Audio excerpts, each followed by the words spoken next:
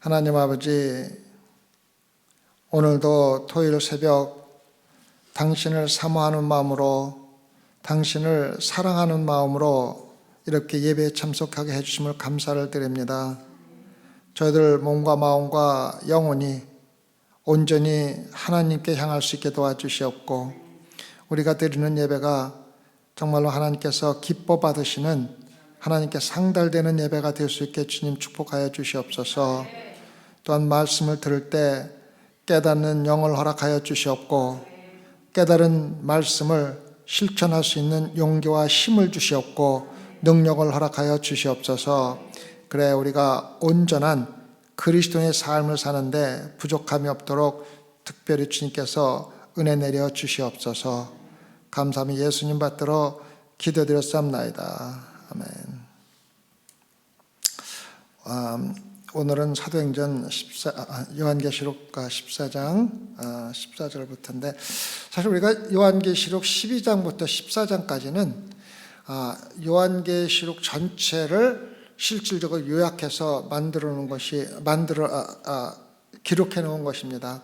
그래서 실질적으로 12장에서 14절에서 요약해 놓은 말씀이 15장에서 마지막 장까지 해서 이루어지는 그러한 모습을 우리가 볼 수가 있습니다. 그래서 오늘은 예수님께서 심판하시는 모습이 나옵니다. 심판하시는 모습이 나옵니다. 고린도후서 5장 8절 보면은 몸을 떠나 주와 함께하는 것이 바로 우리가 하나님으로부터 약속받은 하나님의 약속입니다. 부활의 몸을 기다리는 겁니다. 고린도전서 15장 51절과 52절을 보면은 보라, 내가 너에게 비밀을 말하노니 우리가 다 잠잘 것이 아니요 마지막 나팔에 순식간에 후련히 다 변화하리니 나팔 소리가 나매 죽은 자들이 썩지 아니할 것으로 다시 살고 우리도 변화하리라. 예수님께서 재림하실 적에 우리가 지금까지 이 육체는 썩어져 없어질 것으로 되어 있지만은 부활할 때는 다시 살아나서 예수 그리스도와 함께 부활하는 모습을 우리가 볼 수가 있습니다. 그래서 요한계시록 14장에 나오는 것은 우리가 앞으로 예수 그리스도가 어떻게 재림하셔서 어떻게 심판하시는가를 갖다가 우리에게 알려주고 있습니다. 그래서 함께 보실까요? 또 내가 보니 흰 구름이 있고 구름 위에 사람의 아들과 같은 이가 앉았는데 그 머리에는 금면류관이 있고 그 손에는 이한낫을 가졌더라. 내가 보니 흰 구름이 있고 흰 구름 위에 사람의 아들 같은 이가 앉아있다. 흰 구름은 무엇을 이야기합니까? 하나님의 임재를 이야기합니다. 하나님의 임재를 이야기합니다. 요한계시록 다니엘서 7장 13절을 보면은 이미 그것이 예언이 되어 있습니다. 우리 다니엘서 7장 13절 같이 한번 볼까요? 다니엘서 7장 13절. 똑같은 말씀을 다니엘이 이미 예언을 해주셨습니다. 다니엘서 구약 1245편입니다. 구약 1245편 다니엘서 7장 13절입니다. 내가 또 밤 이상 중에 보았는데 인자 같은 이가, 인자라는 건 뭡니까? 사람의 아들이라는 겁니다. 그래서 여기서는 다니엘이 인자라고 얘기했지만 요한계시록에서 요한은 사람의 아들, 똑같은 이야기입니다. 인자 같은 이가 하늘 구름을 타고 와서 옛적부터 항상 계신 자에게 나와 그 앞에 인도되매. 그래서 예수님이 구름을 타고 다시 오신다는 걸 갖다가 다니엘은 이미 예언을 해 주었습니다. 그래서 제가 수십 번 말씀드렸지만 실질적으로 요한계시록에 나오는 모든 환상들은 실질적으로 구약에서 전부 다 예언이 되어 있고 우리에게 또 구약에 있는 사람들에게 다 가르쳐준 말씀을 가르쳐주고 있는 겁니다. 그래서 우리가 좀 더 자세히 그 흰 구름이나 구름에 대해서 이야기를 해보면 어떻게 나옵니까? 첫 번째 생각나는 게 뭐가 있습니까? 이집트에서 이스라엘 백성들을 인도해낼 때 무엇으로 인도해냅니까? 구름 기둥과 불 기둥, 낮에는 구름 기둥과 밤에는 불 기둥으로 인도하고 계시죠. 또 나와서 시내산에서 모세가 하나님의 임재 가운데 하나님을 만날 때 역시 구름이 있는 것을 우리가 볼 수가 있습니다. 출애굽기 19장입니다. 그다음 민수기 11장 25절에 보면 하나님께서 70인을 모아라, 내가 그들에게 말하겠다 해가지고 모을 적에 구름 가운데서 하나님께서 임재하신 것을 볼 수가 있습니다. 그다음에 열왕기상 8장 10절과 11절에 보면은 솔로몬이 성전을 짓고 예배를 드릴 적에 성전 안에 구름이 가득하였다라는 말이 나옵니다. 그것은 하나님의 임재를 이야기하는 겁니다. 그래서 예수님이 임재하실 적에 구름을 타고 구름 가운데 오신다는 것을 우리가 볼 수가 있습니다. 또 예수님이 승천하실 때도 구름 가운데 승천하신 것도 우리가 볼 수가 있습니다. 그래서 구름은 성경에서 하나님의 임재, 예수 그리스도 하나님의 아들의 임재를 우리가 알 수가 있습니다. 그다음에 데살로니가전서 4장 17절에 보면은 데살로니가 4장 17절에 보면은 하나님께서 영광 가운데서 구름 안에서 임재하신다는 것이 또 기록이 되어 있습니다. 그래서 다니엘 7장 13절에 예언되고 또 성경 전체를 통해서 하나님의 임재를 의미하는 구름을 타고 구름 위에서 사람의 아들 누굽니까? 예수 그리스도를 얘기하는 거죠. 사람의 아들은 예수 그리스도를 이야기하는 겁니다. 앉아 있는데 그 머리에는 면류관이 있고, 면류관에는 두 종류가 있습니다. 면류관은 두 종류가 있는데 하나는 승리하는 자, 다시 말해 운동 경기에서 우승을 하고서 우승한 사람에게 씌워주는 면류관이 있습니다. 그것이 한 승리하는 자에게 주는 면류관을 말하는 거고, 또 하나는 왕이나 다스리는 자에게 씌워진 면류관이 있습니다. 이것은 왕관이라고 이야기를 하죠. 그래서 실질적으로 원문에는 두 가지로 단어가 따로 있습니다. 근데 여기서는 승리하는 자에게 씌워주는 면류관을 이야기해주고 있습니다. 그 말은 뭐냐면 예수 그리스도가 사단의 모든 것을 이기고 승리하신 승리자로 나온다는 승자의 모습으로 재림하시는 것을 우리에게 이야기해주고 있는 것입니다. 그래서 여기에서는 금면류관은 승리자에게 씌워주는 이 면류관을 쓰고서 그 손에는 이한낫을 가졌더라. 이한이라는 뜻은 날카롭다는 뜻입니다. 날카로운 낫을 자르면은 그냥 잘라주는 날카로운 낫을 가지고 있더라고 이야기를 해주고 있습니다. 그래서 예수 그리스도가 마지막 수확을 하기 위해서 내려오는 모습을 여기서 이렇게 이야기해주고 있습니다. 예수님께서 요한계시록에는 모든 것을 이기고 승리한 모습으로 또 모든 것을 가진 왕관을 쓰고 면류관을 쓰고서 내려오시지만은 실질적으로 예수님께서 초림하실 적에는 아무것도 가진 것이 없는 마국간에 태어나신 자로 내려오셨습니다. 그래서 초림해서 우리를 구원해 주시기 위해서 오실 적에는 아무것도 가진 것이 없는, 머리 둘 곳도 없는 아주 겸손한 모습으로 내려오셨지만은 우리를 심판하러 내려오실 적에는 모든 권력을 가지고 모든 것을 다스리는 모습으로 내려오는 것을 볼 수가 있습니다. 어저께도 우리가 예수님이 십자가에서 돌아가시는 모습을 우리가 보았지만은 예수님께서 십자가에 돌아가실 때 겸손한 모습으로 모든 것을 버리고 돌아가셨지만은 예수님께서 재림해서 우리를 심판하러 오실 때는 전지전능하신 왕으로 또 하나님의 권능으로 오신다는 걸 알 수가 있습니다. 정말로 두려워하지 않는 자가 없습니다. 그래서 첫 번째는 이한낫, 날카로운 낫을 손에 가지고서 심판하러 내려오시는 예수님의 모습을 우리가 볼 수가 있습니다. 그래서 우리에게 씨앗을 뿌리러 내려오신 예수 그리스도, 초림, 겸손한 모습으로 씨앗을 뿌리는 모습으로 내려오신 예수 그리스도가 추수하는 모습으로 내려오는 모습을 우리에게 보여주고 있습니다.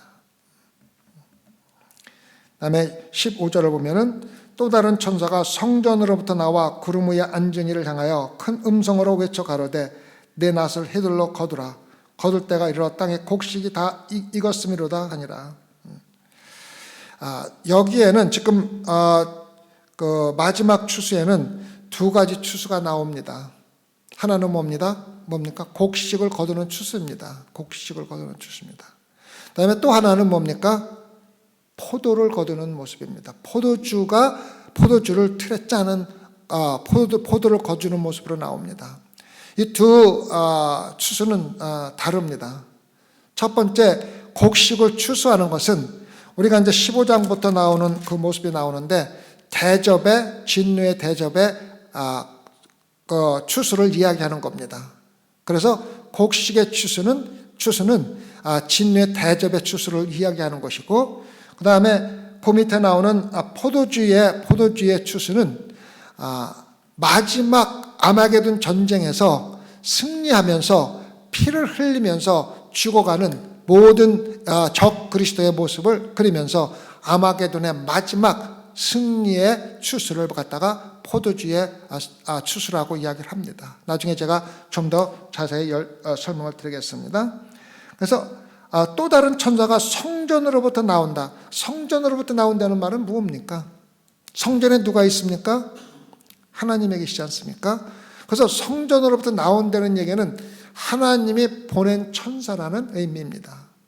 그래서 하나님의 명령을 받고 하나님께서 보낸 천사가 성전으로부터 나오는 천사인데, 구름 위에 앉은 이를 향하여, 예수 그리스도를 향하여 큰 음성은 뭐라고 그랬습니까? 누구나 들을 수 있는 음성으로 외쳐 가로되 내 낫을 휘둘러 거두라. 지금 가만히 보면은 천사가 예수님에게 명령하는 것 같은 모습으로 나옵니다. 그러나 천사는 전령의 역할을 할 뿐입니다.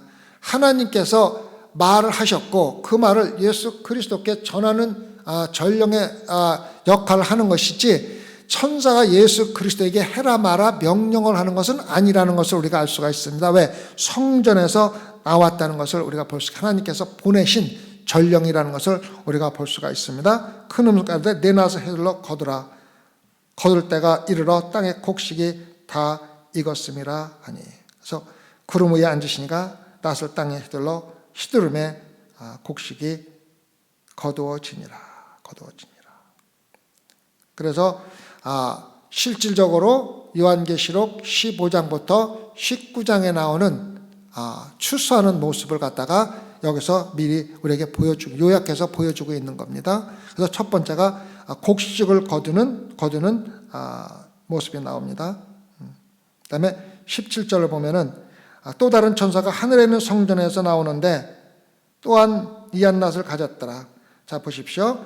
또 다른 천사가 하늘에 있는 성전에서 나오는데 또 하나님께서 보내신 천사가 있습니다. 근데 이도 또한 날카로운 낫을 가졌더라.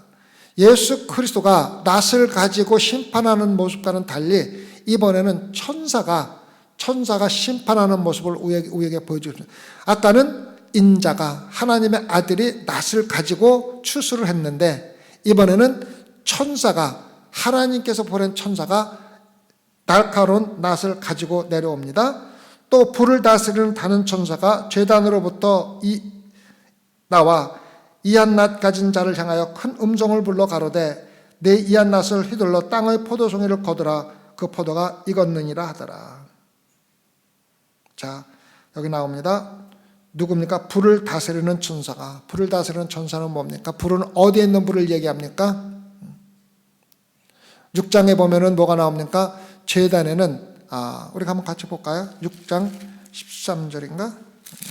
6장 10절인가? 아닌가?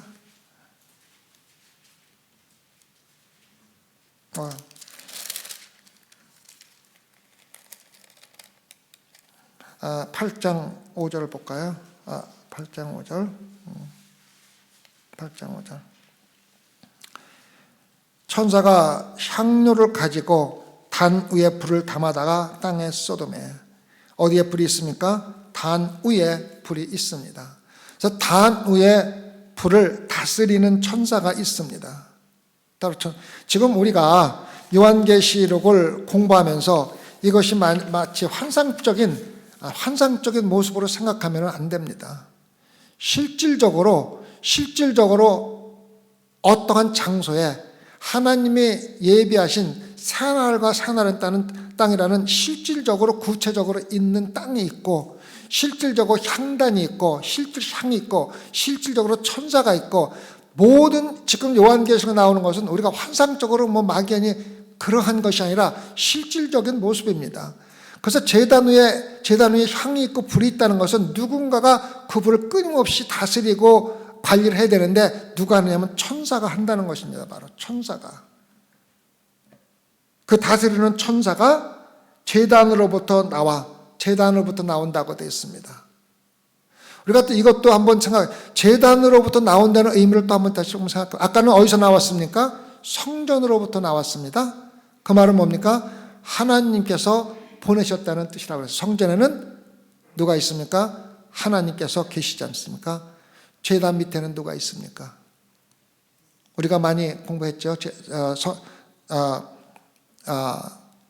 요한계시록에서 제단 밑에서 누가 기도를 하고 있습니까? 순교한 순교자가 기도하고 있다는 것을 얘기할까요? 아까 얘기했던 요한계시록 6장 10절 볼까요?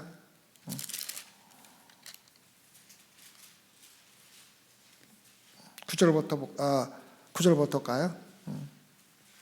9절부터 10절까지 볼까요? 신약 405편 바로 앞에 있습니다. 다섯째 인을 떼실 때 내가 보니 하나님의 말씀과 저의 가진 증거를 인하여 죽임을 당한 영혼들이 어디에 있습니까?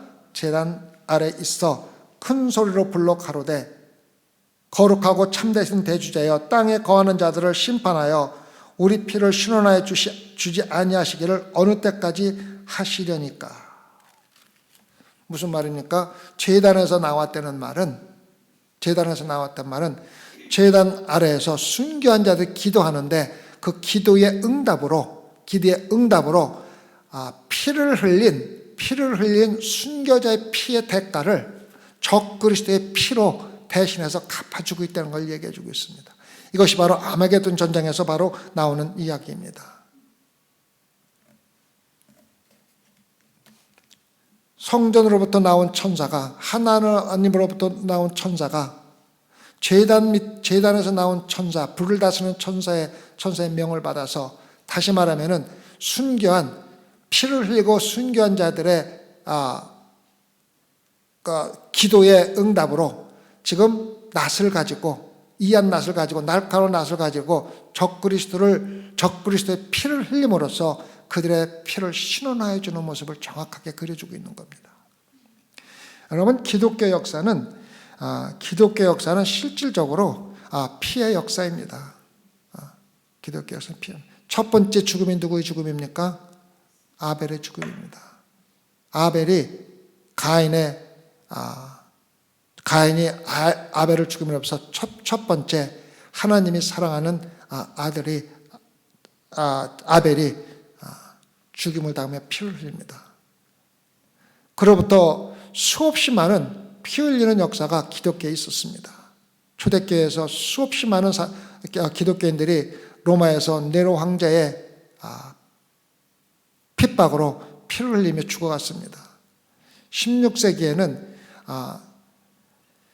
엄청나게 많은 기독교인들이 하나님의 말씀, 성경 말씀을 읽고자 하는 사람들이, 또 가톨릭에서 떨어져 나오려고 하는 사람들이 엄청나게 많은 피를 흘리고 죽었습니다. 특히 영국에서 피의 여왕이라는 메리가 얼마나 많은 사람들을 죽였는지 말도 못하게 많은 사람을 죽였습니다. 그래서 얼마나 잔인하게 사람을 죽였는지 하나님의 말씀을, 다시 말하면 성경 말씀, 그 당시까지만 해도 여러분 잘 알고 있어야 됩니다. 가톨릭에서 가장 큰 실수를 저진 것이 뭐냐면은 사람들에게, 성도들에게 성경을 읽지 못하게 하는 겁니다. 그래서 성경 말씀은 신부나 교회를 다스리는 자들만이 읽어야 되고 알아야만 되고, 성도들을 마음대로 부릴 수 있는 방법은 성경을 모르게 하는 겁니다. 그래서 성경을 아는 자들이 아무리 마음대로 해도 반항을 하거나 성경을 모르는 게 따질 수가 없는 겁니다. 사이비들이 그러한 모습입니다. 그래서 성경을 라틴어, 로마어에서 된 그 성경을 번역하는 것을 절대적으로 금지를 했습니다. 그래서 16세기, 17세기 성경이 여러 사람들에 의해서 실질적으로 우리가 성경책을 가지고 있는 것은 몇몇 사람에게서 번역이 된 거지만은 성경을 번역하려다가 죽은 사람들이 수없이 많습니다. 그래서 성경이 나오고 성도들이 하나님의 말씀을 읽기 시작하니까 무엇이 들어왔냐면은 핍박이 들어온 겁니다. 그래서 실질적으로 피의 여왕인 메리가 사람을 죽일 적에 성경 읽는 사람을 죽여서 그 사람들이 읽고 있던 성경책을 그 죽인 사람의 피에다 담가가지고 실질적으로 그 피가 성경책에 숨에 들어갔고 잠겨져 있었다는 그럴 정도로 사람을 비참하게 죽였다는 겁니다. 지금도 그러한 성경책이 그대로 보관되어 있습니다. 우리가 기독교에서 그걸 순교의 성경이라고 이야기를 하는데 실질적으로 과학적으로 그 성경책을 분석해 본 결과 그 죽은 사람의 피가 거기에 그대로 남아 있다는 결과가 그대로 나와 있습니다. 그리고 지금도 우리는 이렇게 미국에서 편안하게 신앙생활을 하고 있지만은 엄청나게 많은 순교자들이 매일 나옵니다. 이란이라든가 이북이라든가 중국이라든가 또 그 모슬림 국가라든가 심지어는 인도 같은 데서도 제가 인도에 가 있을 적에 인도는 나라가 굉장히 넓기 때문에 그 TV가 각 지역마다 틀린 언어로 나옵니다. 그래서 우리가 지금은 돌아가시고 이제 안 계시던 모세 목사님 댁에서 같이 있을 때 TV를 이렇게 틀어놓고서 보여주며 저에게 이야기합니다. 그러면은 이분이 계신 곳은 남쪽 지방이기 때문에 그쪽은 그래도 기독교인들에게 우호적인 모습을 많이 보여주고 있습니다. 근데 북쪽 지방에서 TV에 나오는 거 보면은 끊임없이 기독교인들 탄압하는 모습이 TV에 그대로 나옵니다. 그래서 핍박을 받으면서 심지어는 그 순교까지 당하는 모습이 나옵니다. 그래서 모세 목사님 댁에서 우리가 같이 이제 있으면서 그분이 말하는 게 모슬럼들이 보면은 아침에 스피커를 통해서 그 기도를 한답니다. 기도를 엄청나게 크게 하는데 그 엄청나게 큰 스피커 소리를 바로 그리스도를 믿는 교회 앞에다가 설치해서 도저히 잠도 못 자고 견딜 수 없을 정도로 만들어 놓는답니다. 보이지 않는 핍박입니다. 그래서 우리가 이렇게 편안하게 신앙생활을 할 수 있는 것도 하나님의 은혜인 줄 알아야 됩니다. 하나님인 줄 알아야 됩니다. 핍박받고 죽인 그 피를 그 사람이 읽은 성경책의 피 속에다 담궈가지고 갖다 버리는 그러한 모습을 우리가 보고 지금 바로 순교의 성경이라고 알려진 피의 메리가 통치할 때 나온 그 성경책 그대로 지금도 보관되어 있습니다. 그렇게 순교한 자들의 피의 기도가 마침내 응답되는 모습이 바로 17절에서 나오는 겁니다. 여러분과 저희들이 기도하는 모든 것들은 하나님께서 합당한 시간에 합당한 방법으로 모두 다 응답해 주신다는 걸 알아야 합니다. 헛된 기도는 하나도 없습니다. 그래서 포도가 익었느니라 하더라. 포도가 익었다는 말은 뭐냐면은 이제 심판할 때가 되었다는 겁니다. 심판날은 악이 가장 심해서 더 이상 악해질 수가 없는 순간, 최악의 경우에 추수를 거두는 겁니다. 그래서 지금 악이 세상을 완전히 점령해서 더 이상 갈 곳이 없고 더 이상 희망이 없는 상태에서 예수님께서는 재림하셔서 이 세상을 심판하시는 모습을 우리가 볼 수가 있습니다. 그래서 실질적으로 17절부터 20절에 나오는 모습들은 아마게돈 16장에 나오는 아마게돈 전쟁과 연결되어 있다는 것을 우리가 볼 수가 있습니다. 스가랴서 12장 1절과 9절에 한번 같이 읽어볼까요? 스가랴서 1장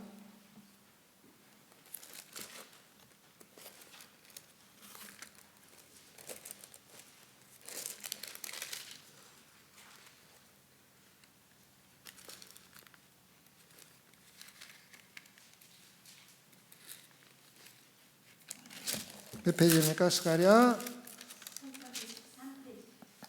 1313페이지죠? 12페이지입니까? 13페이지입니까?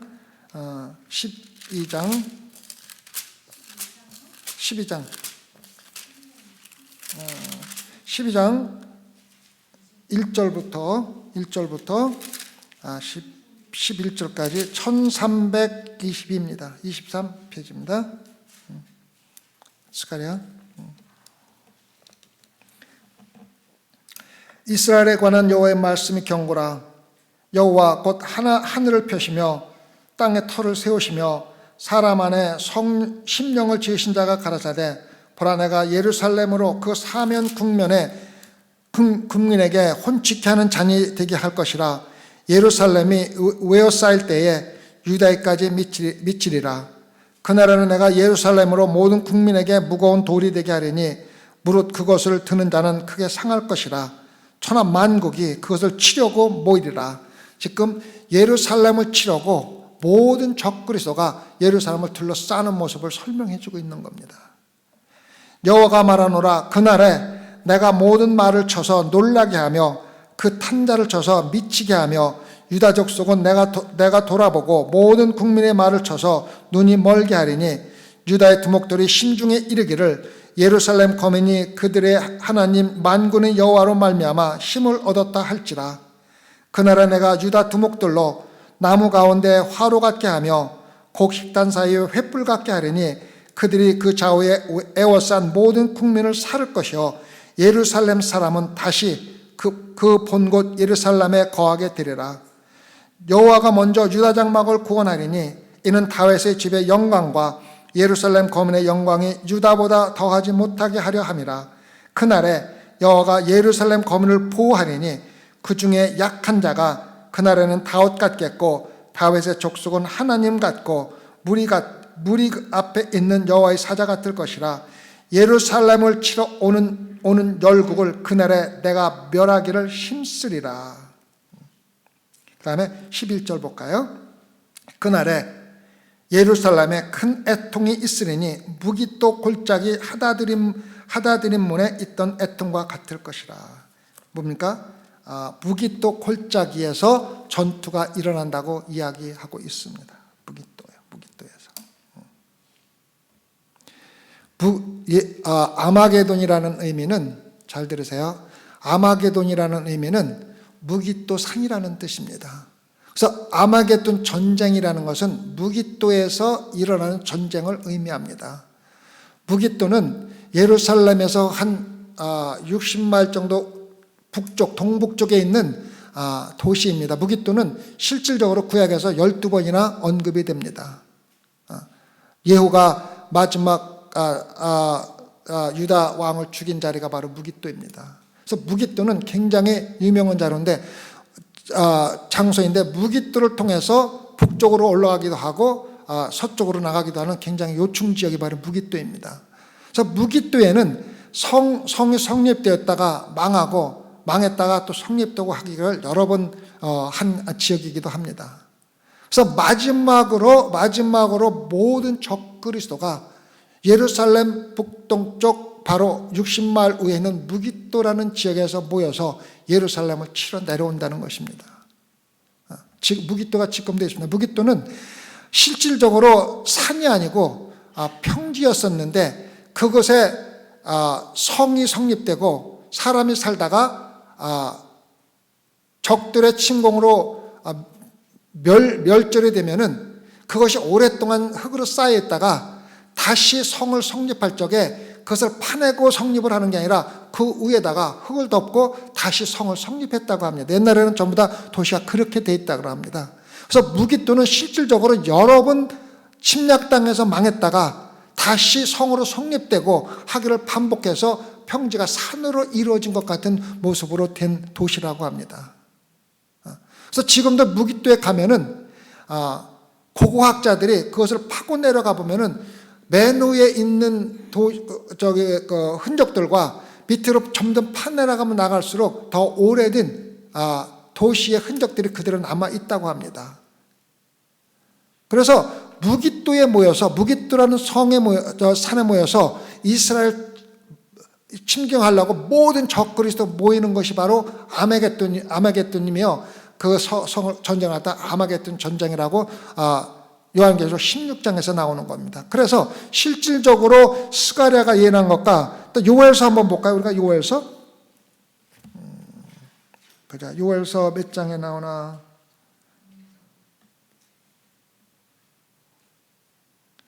요엘서 13장인가? 다시 한번. 요엘서 3장입니다. 3장 13절 봅시다.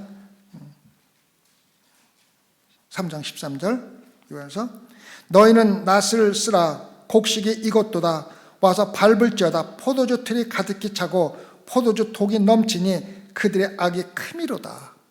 포도주가 뭡니까? 지금 포도주를 갖다가 뭐라고 표현하고 있습니까? 악의 피, 악이라고 했습니다. 악의 피라고 그랬습니까? 그 말은 뭡니까? 적그리스도의 피라고 그러는 겁니다. 순교자를 죽인 피가 바로 여기서 나오는 포도주에서 틀에 나오는 포도주를 의미하고 있는 겁니다. 바로 요엘이 이미 예언한 얘기입니다. 그래서 포도주를 거두어서 19절에 보면 천사가 낮을 땅에 휘둘러 땅에 포도를 거두어 하나님의 진노의 큰 포도주를 틀에 던짐에 성 밖에서 그 틀이 밟히니 틀에서 피가 나서 말굴레까지 닿았고 1,600 스타디온에 퍼졌더라. 그래서 얼마나 많은 사람들이 적그리스도가 모여서 피를 흘렸는지를 갖다 그대로 설명해 주는 겁니다. 여기서 뭐라고 그럽니까? 말굴레입니다. 말굴레가 어디입니까? 말에 입 있는데 말굴레 아닙니까? 그래서 실질적으로 말굴레는 땅에서부터 약 4피트 정도 높이라고 얘기를 합니다.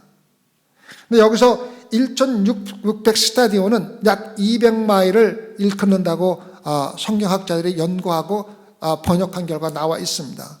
그래서 피가 얼마나 많이 흘렸는지 말의 굴레, 즉 4피트 높이에서 200m 되는 것까지 피가 흘러내려갈 정도로 엄청나게 많은 적그리스도의 피를 흘리고 죽는다는 것 갖다가 우리에게 이야기해주고 있습니다. 이게 마지막 예수님께서 아마게돈 전쟁에서 적그리스도의 피를 흘리는, 다시 말하면은 순교한 피를 흘리며 죽은 순교자들이 기도한 응답에 따라서 제단에서 나온 천사가 날카로운 낫을 둘러서 포도를 거두어서 포도즙에서 나오는 피, 즉 악의 피가 얼마나 많이 나오는지 갖다가 설명해 주는 것입니다. 이것이 바로 마지막 예수님이 내려와서 심판하는 모습을 설명해 주고 있는 것이며 15장부터 마지막 장까지 19장까지가 설명이고 나중에 22장까지가 새날과 새 땅의 모습을 우리에게 보여주고 있는 것입니다. 우리는 언젠가 죽습니다. 여러분은 그걸 뭐라 그러나요? 왜 검은 옷을 입고 낫을 들고 저승사자가 실제로 있다고 믿습니까? 있다고 믿습니까? 저승사자는 실제로 많은 사람이 죽을 적에 저승사자를 본 사람들이 이야기를 해준 게 있습니다. 그분 중에 하나가 저희 아버님입니다. 저희 아버님이 예수를 안 믿다가 이제 미국에 오셔가지고 저희하고 잠깐 사시면서 한 7년 사셨는데, 사시면서 예수 그리스도 교회를 다니시고 세례까지 받으셨는데 구원을 받으셨는지 못하는 하나님만 아시겠죠. 하루는 저한테 그런 말씀을 하시더라고요. 자기가 방에 누워 있는데 검은 옷을 입고 낫을 가진 사람이 막 쫓아오더라는 거예요. 막 쫓아오면 물론 꿈에 그런 일이 있었지만은 꼭 생시 같은 모습으로 그렇게 나오더라는 거예요. 그래서 막 쫓아와갖고 도망가다가 잠을 깼다는 이야기를 하시더라고요. 그래서 저승사자가 낫을 들고 나오는 모습이 바로 요한계시록에서 낫을 들고 우리를 심판하는 모습을 우리에게 보여주고 있는 겁니다. 우리가 영원히 살 걸로 생각하지 말아야 합니다. 우리는 언젠가 죽습니다. 우리가 죽고 또 언젠가는 예수 그리스도의 심판대에 반드시 서게 됩니다. 근데 그 심판의 모습은 우리가 생각하는 것보다 상당히 살벌합니다. 우리 신학에서도 그런 얘기 나오죠. 나사로가 아브라함의 품에 있을 적에 지옥에 있는 사람들이 뭐라고 그러니까 나사로의 손에다가 물 한 방울만 찍어서 내 입술에 대주면은 진짜 그것보다 더 큰 축복이 없다고 할 정도로 물에 입에다가 물 한 방울 적시는 것이 그렇게 귀한 지역이 지옥입니다. 지옥에 안 가도록 우리가 최선을 다해야만 합니다. 세상에서 큰 소리치고 적그리스도 생활을 하던 많은 사람들이 죽어갈 적에는 비참한 모습으로 죽어가는 모습을 봅니다.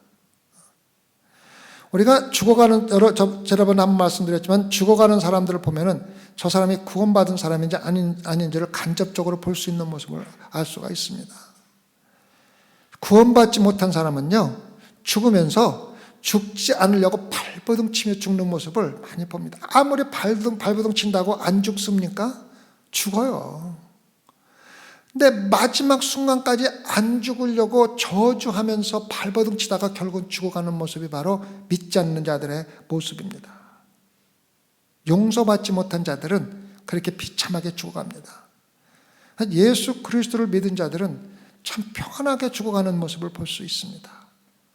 언젠가 한번 말씀드렸지만 제가 저희 미국 교회에서 심할 적에 그분이 다이얼리시스, 피를 그 콩팥이 동작을 안 하니까 피를 정제를 못 합니다. 정제를 못 하면은 정기적으로 가서 정제를 해줘야만 됩니다. 노인네가 이제 계속 그렇게 살다가 누군가가 콩팥을 도네이션 하면은 받아서 정상적인 삶을 사는데 우리 교회는 그런 분이 한 분 있습니다. 계속해서 그 치료를 받다가 누가 콩팥을 도네이션 해갖고 계속해서 정상적인 삶을 사는 분도 있는데 그분은 연세가 70이 넘으신 분이라 나한테 한번 오라고 그러더라고요. 아들이 전화가 왔더라고요. 그래서 집으로 오라고 해서 집에 갔더니 누워 있더라고요. 누워 있으면서 이야기를 하다가 또 잠이 눈을 감고 또 끄뻑끄뻑 하면서 그러면서 나보고 그래요. 내가 계속해서 이렇게 하면은 더 살 수는 있지만은 그렇게 해서 더 사는 것은 큰 의미가 없다는 걸 깨달았다는 거예요. 이제 조용히 가겠다는 거야. 그러면서 뭐라 그러냐면은 내가 이제 같이 앉아서 이야기하고 기도하는데 자꾸 눈을 감고 눈을 감는 거예요. 그래서 또 그 가운데서 또 저한테 그런 얘기를 해요. 목사님 모셨는데 자꾸 이렇게 잠이 와서 미안합니다. 그런 얘기도 해요. 그 정도로 이제는 마지막 이렇게 죽는데 그냥 이렇게 완전 쇠잔해서 죽는 게 아니라 다이얼리시스를 안 받기 때문에 이제 죽는 거기 때문에 정신도 멀쩡하고 다 있습니다. 그러면서 계속해서 나보고 그래요. 자꾸 목사님 와서 하는데 자꾸 잠이 와서 미안합니다. 그렇게까지 이야기합니다. 그리고 잠자듯이 돌아가시는 것이 바로 믿는 자들의 모습입니다. 우리는 죽는 게 아니라 잠을 자는 겁니다. 다시 부활할 때가 반드시 있습니다. 그것은 단 한 가지 방법밖에 없습니다. 예수 그리스도의 십자가의 초대에 응답하는 것입니다. 응답하십니다. 예수 그리스도의 피를 거부한 자들은 예루살렘을 공격하기 위해서 수많은 사람들이 공격하지만 하나님께서 그들의 피가 200마일 4피트까지 올려서 그 정도로 흘릴 정도로 많은 피를 흘리게 한다는 걸 우리가 알아야 됩니다. 그러나 우리는 포도 가운데 어떠한 포도입니까? 예수 그리스도에 붙어있는 포도입니다. 예수가 포도나무요, 우리는 포도가지입니다. 그래서 우리는 예수 그리스도에 붙어있는 포도가 되는 겁니다. 그래서 예수 그리스도에 붙어있는 포도가 되고 위해서는 반드시 예수 그리스도가 흘리신 피, 그것을 받아들여야만 합니다. 그것만큼 귀한 피가 없는 것입니다. 그것밖에 귀한 피가 없습니다. 오늘 말씀은 믿지 않는 자들에게 마지막 경고입니다. 또 형식적으로 신앙생활하는 사람들에 주는 마지막 경고입니다. 아마게돈 전쟁은 반드시 실질적으로 있는 전쟁입니다. 그리고 그 전쟁에서 믿는 자들의 피를 흘린 모든 적그리스도들이 비참하게 피를 흘리며 죽어갈 것이고 그들은 영원한 지옥에 떨어진다는 마지막 경고입니다. 우리를 위해서 갈보리에서 흘리신 그 피를 받아들이지 않는 사람의 대가는 나의 피로, 자신의 피로 그 대가를 치를 수밖에 없다는 것입니다. 그게 바로 요엘서에서 나온 악의 피입니다. 악의 피. 적그리스도의 피는 악의 피입니다. 오늘 모인 성도들 가운데서는 예수 그리스도의 피를 받아들임으로써 내가 악의 피를 흘리는 그러한 비참한 지옥을 가는 모습은 단 한 명도 없기를 진심으로 기도를 드리는 겁니다. 기도하십시다. 예수님께서 마지막 심판을 하실 때 모든 적그리스도들이 예루살렘을 공격하라고 모여든 모든 적그리스도들이 그리스도를 믿는 성도들을 핍박하며 죽이는 순교자를 만든 적그리스도들이 비참하게 죽어가는 모습을 우리에게 보여주고 있습니다. 예수 그리스도의 피를 거부한 자들은 나의 피로 그 대가를 치러야 하며 우리의 그런 사람들의 가는 길은 영원한 지옥밖에 없다는 것을 깨닫게 허락하여 주시옵소서. 그래야 우리가 두려움으로 예수 그리스도를 따를 수 있게 도와주시옵고 두려움으로 신앙생활을 할 수 있게 도와주시옵고 내가 오늘 죽는다 하더라도 예수 그리스도의 피의 은혜에 힘입어 하나님의 품에 안길 수 있다는 희망과 소망을 가지고 살아갈 수 있게 허락하여 주시옵소서. 그래야 우리가 살아가면서 정말 예수 그리스도의 소망 가운데 예수 그리스도의 약속을 믿으며 기쁨과 즐거움으로 신앙생활을 할 수 있게 허락하여 주시옵소서. 감사하며 예수님 받들어 기도드렸사옵나이다.